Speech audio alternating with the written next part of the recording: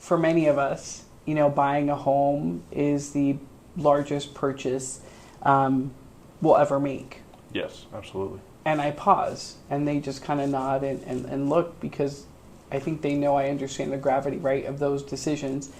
And once I follow up with that question, I say, so before we get started, what do you know about the home buying process?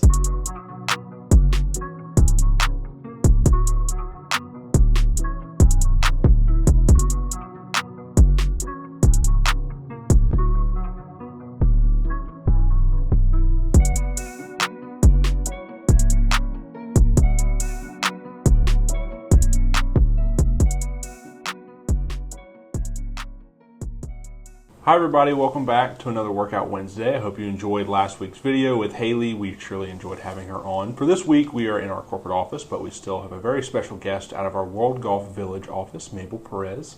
Welcome. Thank you for having me. So it's awesome to have you on. We were just talking a little bit before, and kind of this leads perfectly into our first question.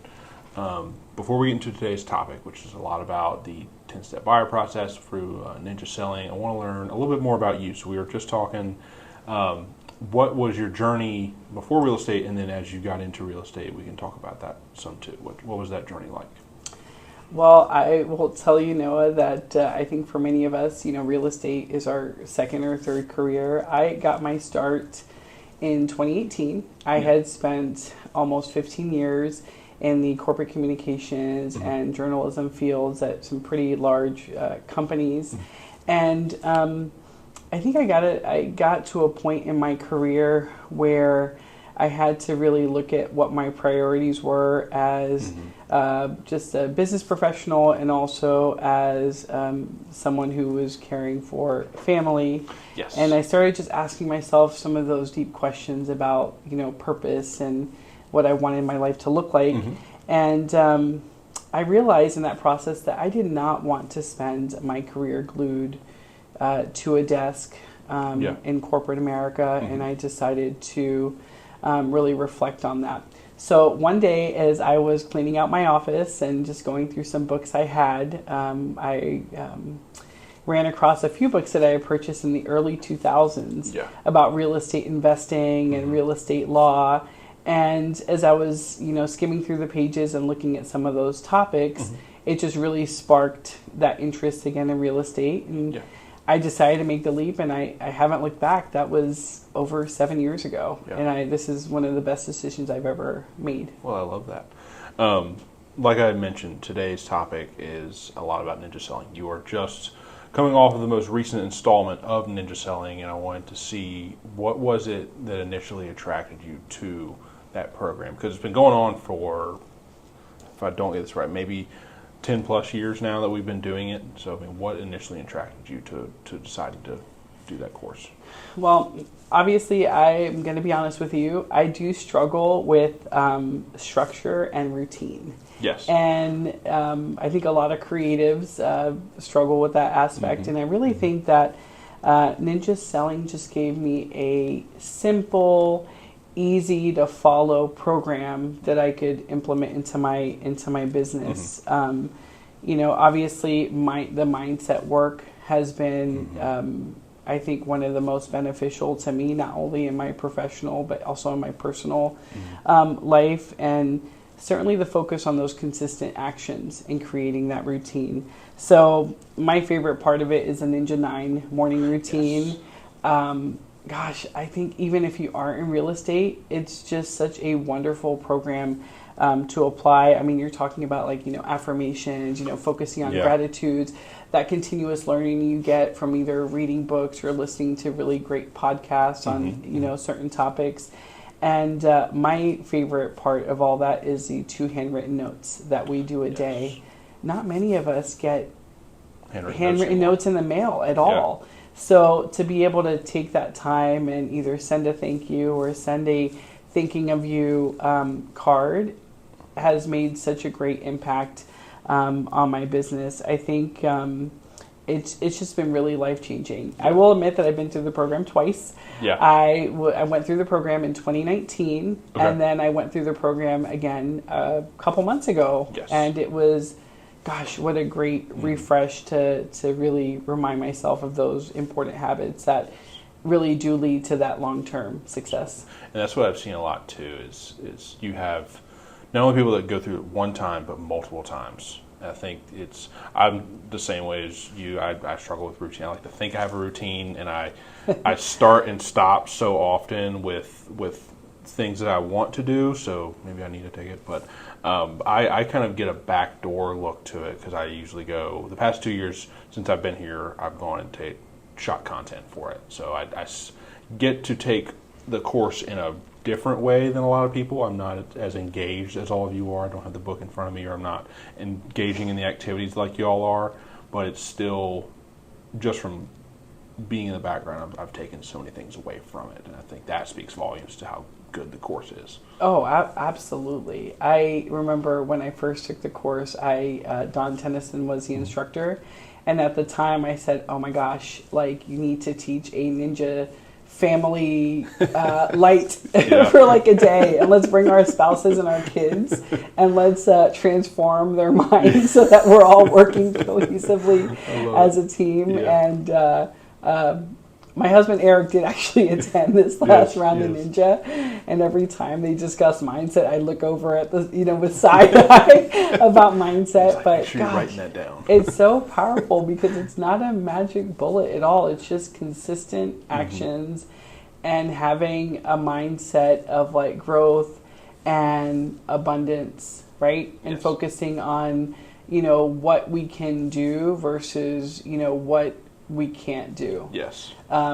If the biggest takeaway or the biggest line I think that sticks with me a lot is, you either as a human being are going to choose to be a victim, or you will choose to be a player.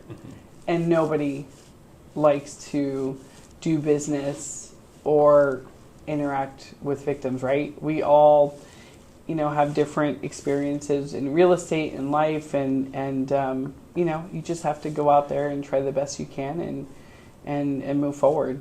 I agree. So for one major component of Ninja is the 10-step buyer process, and that process starts with kind of building a connection between yourself and your buyers. So I want to kind of get an idea of what kind of questions are you initially asking to better understand your buyers and their needs. Right. Well, most important, I will say that I always carve out a full hour for my buyer consultations. This is like when you're first meeting them? When I first meet them. Yeah. And face-to-face is the golden standard. Yeah. You want to meet them face-to-face, whenever possible. But usually I start with just a simple phrase that I say at every buyer consultation, just to put them at ease, and for them to also understand that I understand how overwhelming and important and life-changing a decision like buying a home is. And I'll say, for many of us, buying a home is the largest purchase we'll ever make. Yes, absolutely. And I pause, and they just kind of nod and look, because I think they know I understand the gravity, right, of those decisions. And once I follow up with that question, I say, so before we get started, what do you know about the home buying process? And I think asking that, setting the tone that you understand how important of a decision this is, and then following up and asking what they know about the process, I really think helps to guide the conversation, and to also help me as their realtor understand where they're coming from and what some of those fears and concerns may be. From there, I really try to shy away from the question of how many bedrooms and bathrooms they want, because honestly, that's easy, right? We can go into the MLS and choose those options. The questions that you should be asking in that buyer consultation meeting that are going to help you as an agent are questions like, why are you moving right now? Yeah. Tell me about what your perfect morning routine would look like in your house. what type of lifestyle do you enjoy living? And really getting to those questions where you learn their whys, right? And you learn about what their motivations are. Why, and then when they do answer questions about like their lifestyle or what their morning routine looks like, always ask why. Like, why is that important to you? Yeah. Why are we choosing this or why are you choosing that? Because I think it also helps clarify in their own mind why those things are important to them, right? That's basically how I get the conversation started. If you are meeting with a couple, or maybe you have instead of one buyer you have two buyers, that buyer consultation in those first 15 or 20 minutes really help determine also like the dynamic between themselves, right? You'll be able to identify who's a real decision maker, or is there some sort of power conflict, and all that intel that we gather as realtors at that first appointment really help set the tone, and really help determine whether you will spend a long time showing homes or a small amount of time showing homes. You mentioned a little bit about those fears that you typically will discuss with the buyer. What are those main fears that you see whenever you're meeting with these people? Well, I will say that if they're coming from out of Florida, it's alligators and snakes. but normally the fears are overpaying for a property, right? Yeah. This is a big purchase, Yes. and people are watching their dollars and cents. Missing out on something better, right? If I make a decision on this home, will something better come up? Am I settling, right? They also worry about unexpected costs after closing, right? So when you're a homeowner, if something breaks, it's on you. So they worry about those ongoing costs and whether or not they'll continue to be able to afford the home. Yes. And then lastly, the fear of commitment to a property, right? Am I tied to this? Oh my gosh, this means I can never move. And you get some of those fears, but again, that's why it's so important to meet with them in person and to validate that the fears that they have are 1,000,000% valid. But then, being that sound, calm advisor, right, to help guide them during the process. But you never want to make a buyer feel like their concerns and their fears aren't valid, because they are, right? But the conversations can be interesting. Like I said, gators and snakes, hurricanes, the West Nile virus. I mean, all sorts of. I could see a lot of hurricanes too, because for somebody who's never experienced them, it could be very intimidating. Because we've grown with them our whole lives, at least. So but yeah, I can see that a lot. So you mentioned too, kind of distinguishing deeper into those whys. How are you guiding between a buyer's must-haves and their kind of nice-to-haves in the home? Right. So during the consultation, everyone, I do have a sheet that I use, and I ask everyone involved in the buying, making process to fill that sheet out with their the features list, like their top 3 non-negotiables. That's really important, right? And then I also ask them to articulate to me the why behind the what. Gotcha. Right? So a backyard with a preserved view. Okay, why? Right? Or this location. Why? And I think, again, that helps you understand what their needs are. And it also helps them, I think, clarify internally what they're looking for. Yeah. So, for example, someone may say, I need 3 bedrooms because I need space for grandparents when they come to visit. Well, do they really need 3 bedrooms? Maybe an office, that could be a bedroom, could be a solution for them. And you certainly don't want them to miss out on any other properties. That's why it's important to know why they're looking for those items. Yeah. Because each home can offer so many different features.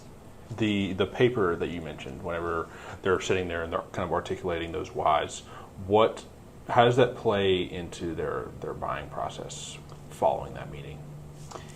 Well, once they've filled out the document and we verbally, discuss what they've covered, I keep that document on my person. I scan it into the loop. But when we go look at properties and tour homes, I have that document on my person at those appointments. So as we're going through and they're mentioning features that they like, I'm looking at the sheet that they filled out and that we've discussed in detail and reminding them, oh, you mentioned X, Y, and Z was important.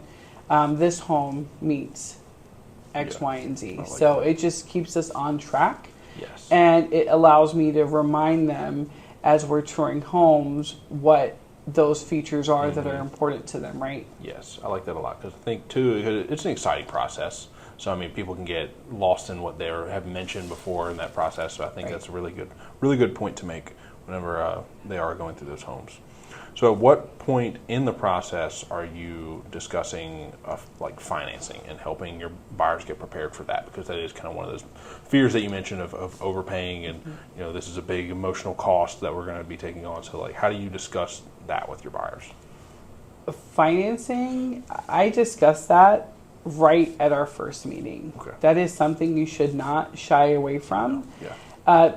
Definitely, again, I always like to know where people are coming from. Yeah. So I'll ask a question like, have you thought about how you will purchase the home? Will it be cash or will you be financing? At that point, they open up. Sometimes they'll mention that they've used a calculator on Zillow or on a website, but they haven't gotten through the actual process of seeing what they can afford. Yeah.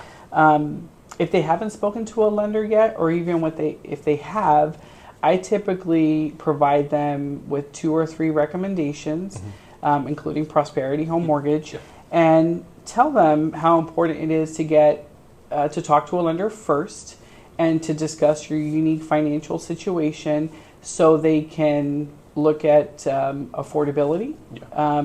Certainly, there are also buyers that you've run across that can afford a much bigger home, but they want their payments to be a certain amount. So certainly right in the beginning, the last thing, Noah, that you want to do is show buyers properties before they've talked to a lender. Yeah. If they see a home that they fall in love with and they realize they can't afford it, they'll hate you forever. Like, it's just awful. It's very disappointing. It's very disheartening. Morale killer. So you definitely need to discuss it first. Yes. Don't tiptoe around it. And if they don't know much about the financing process, educate them what that involves and refer them to trusted professionals that can guide them through that process. But absolutely. Oh my gosh, so critical. Yeah. What about educating your buyers on like current market dynamics and like what to expect about that? Because that's another piece where your value comes in. Like I would imagine a lot of buyers, especially maybe first-time home buyers, aren't abreast on what's going on in the market. Absolutely. So I do have a simple flow chart that I use that shows what the buyer process looks like. So the flow chart is great because they can look at the entire process at a glance, right, with each step identified. From there, we review, hard data. I talk about inventory levels, days on market, and some of the trends that we're seeing in terms of, pricing and those things. We talk through the 3 different negotiation phases, like the initial buyer or the initial offer, right? The amount you want to offer for a home. We talk about the inspection process and the appraisal process, but certainly one of the biggest things that you don't want to do as their agent is to speculate and to feed into some of those fears that they may have heard from an influencer online, right? So really stick to the facts. The real MLS site is great. RPR is great. There's just so much the data is abundant, right? Yes. So we do have the information out there, and it's important for us to stay objective Yeah. and to be informed and to be that calm advisor, right? During this, what could be a very stressful process for them. So yes, facts, data, don't speculate. Yeah. And honestly, that transparency and that data that you provide to buyers will put them at ease and will help build that trust with you. Yeah. So for our final question, we're going to kind of talk about this last step in this 10-step buyer process. It's the when we find it, what will you do? So why is that step so critical in this process, and how are you counseling your clients at this stage? Step 10 is definitely one of the hardest steps in the buyer consultation process. So in today's FOMO-driven world, right, and the just the oversaturation of information and images, buyers can freeze. Even when a home checks off all their boxes, right? It's completely normal, right? We understand that. Gosh, people get cold feet before they're going to get married, right? So we're talking about getting cold feet about making the commitment to buying a home, right? And committing to a mortgage. So I like to, at least in step 10, I feel like it flips the script on the buyer. So we go back and we revisit their whys, right? So we look at, okay, what were your goals? Does this meet your goals? Why was that important to you? And sometimes you have to ask more direct questions, right? You have to ask them just straight up, if this house matches all your criteria, what's your next move? When the right home does appear, you still have buyers sometimes who will freeze and have those concerns, and you have those conversations, and you remind them and talk through step 10. Some buyers may still pause and may still reflect, and that's okay, right? It's okay to give them the space to feel those feelings. And sometimes as an agent, it may mean telling them, we've looked at a lot of homes.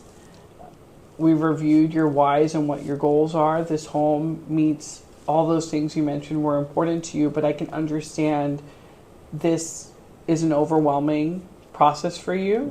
So let's take a pause. No hard feelings. Let's just take 1 or 2 weeks to really recalibrate and regroup and kind of clear our mind, and then we get back at it, right? I recently had a buyer that I was working with in November, and the 10-step process was really important in that time. And I remember I showed them this, the last house that we had seen. I think we had seen like 10 or 12 homes.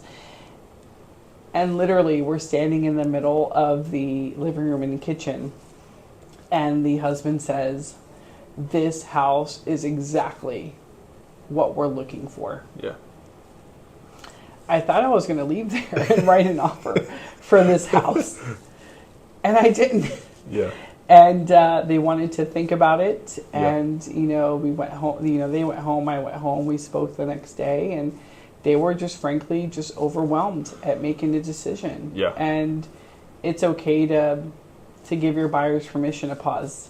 And we did. We paused for a few weeks, and we got back at it. And the second day we were out, we made an offer on a home, and they've since closed. So I think it's really about being that trusted guide and being that calm presence in what can be such a stressful and also momentous and exciting chapter of their lives.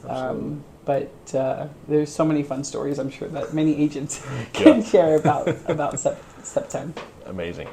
Well, that kind of covers all of today's questions. I just want to thank you for coming on. It was a lot of really great information and a fun conversation. I've learned just myself a ton on that buyer process.